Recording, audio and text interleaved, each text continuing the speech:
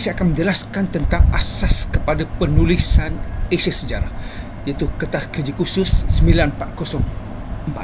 Jadi sangat penting untuk kita memahami apa sebenarnya yang dikatakan sebagai esei sejarah dan apakah perkara-perkara penting yang mesti ada dalam sesebuah esei sejarah itu. Okey, itu yang cuba saya terangkan pada hari ini. Pertama sekali para pelajar, kita mesti memahami apa yang dikatakan sebagai sejarah. Ini sebab kita nak menulis sebuah esei, iaitu esei sejarah. Jadi kita kena faham apa yang dikatakan sejarah itu. Jadi kita ulang kaji bersama-sama. Pertama sekali dari segi definasi sejarah. Sejarah berasaskan kepada 4 definisi yang boleh kita lihat.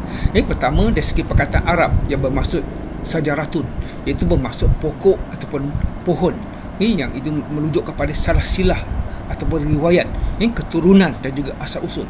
Itu dikatakan sebagai sejarah.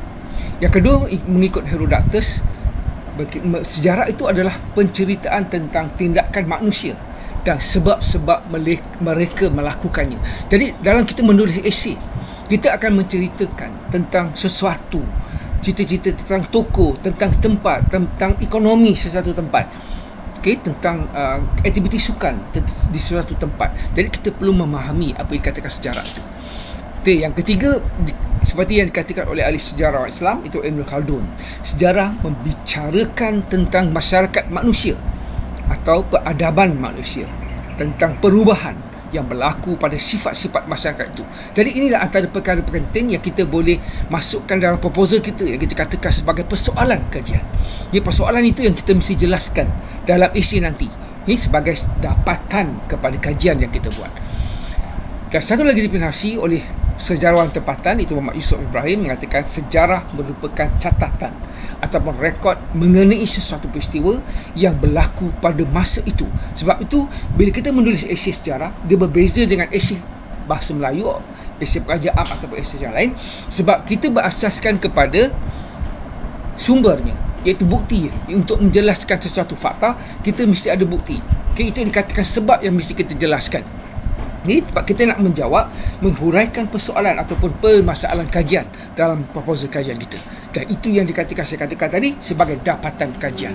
Jadi kita perlu menjelaskan apa yang dikatakan sebagai fakta dan huraian itu mesti berdasarkan kepada sumber mana. Sama ada sumber pertama, sumber kedua ataupun sumber lisan untuk menguatkan esei yang kita tulis.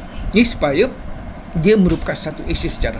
Jadi perkara-perkara ini penting. Jadi sejarah itu berasaskan kepada bukti, iaitu evidence yang perlu kita kumpulkan dan perlu kita nyatakan dalam esei yang kita letakkan di bahagian akhir esei kita, iaitu nota hujung. Ini di bahagian nota hujung. Dan setiap apa yang kita gunakan itu, kita akan senaraikan dalam satu senarai yang dipanggil bibliografi.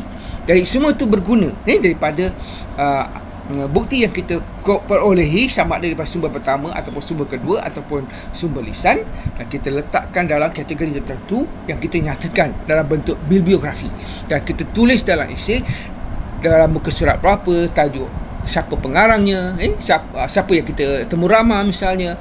Semua itu kita nyatakan di bahagian nota hujung ataupun nota kaki. Tapi biasanya kita menggunakan nota hujung. Itu perkara yang penting.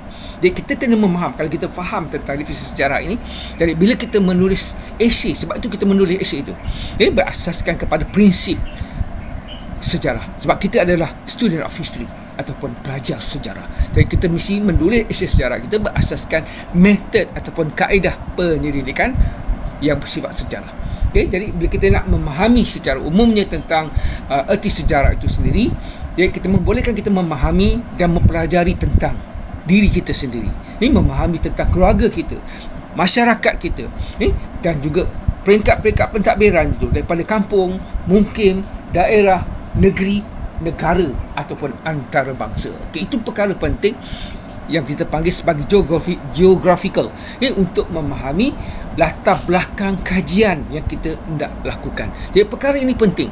Ini sebagai asas kepada penulisan sesuatu esei sejarah.